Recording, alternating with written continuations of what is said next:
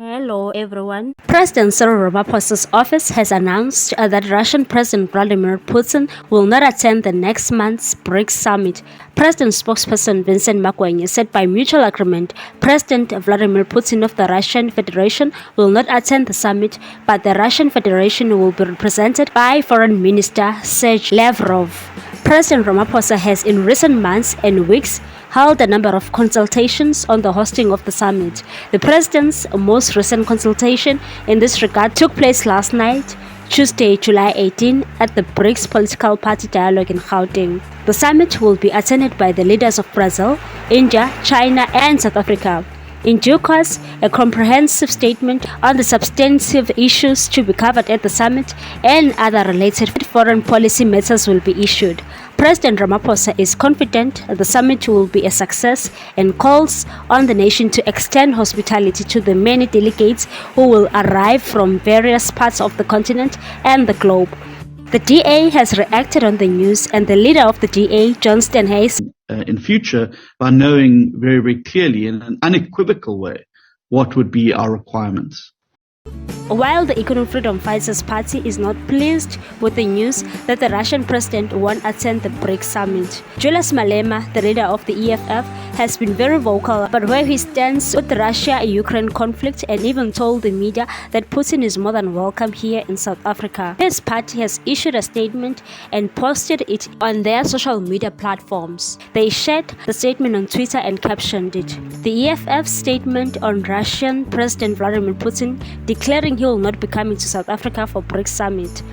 This outcome is not unexpected considering the lack of security guarantees by the ANC government to the Russian Federation, which failed to protect not only a strategic global partner but also a historical ally in our fight against colonial domination and imperialism. The statement reads as follows. The EFF notes the communication from Cyril Ramaphosa's office that Russian President Vladimir Putin will not attend next month's BRICS summit in South Africa. This outcome is expected considering the lack of security guarantees by the ANC government to the Russian Federation, which failed to protect not only a strategic global partner but also a historical ally in our fight against colonial domination and imperialism. In a typical Western imperialist fashion, South Africa faced threats of losing financial and political ties with the West unless they arrested Putin. The United States of America even threatened to withdraw South Africa from African Growth and Opportunity Act, AGOA, as a form of pressure.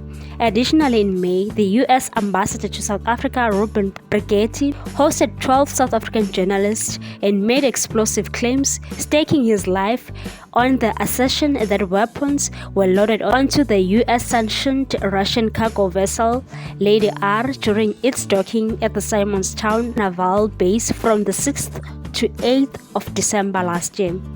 Poland further deliberately humiliated Ramaphosa, a direct undermining of a prestigious office of the presidency, even though a puppet occupies it, by denying his security detail entry into the country during transit to Ukraine for the intervention peace talks by African countries. Poland detained passengers and crew on a flight, restricting media freedom and human rights. As a result, the South African head of state had to travel to Kyiv in a compromised state without his security detail to attend the talks in a war zone. These are clear attempts by the West to undermine our sovereignty and independent foreign policy, pressuring our state to arrest Putin upon his arrival. It's ironic because the USA itself is not a signatory to the Rome Statute of the ICC.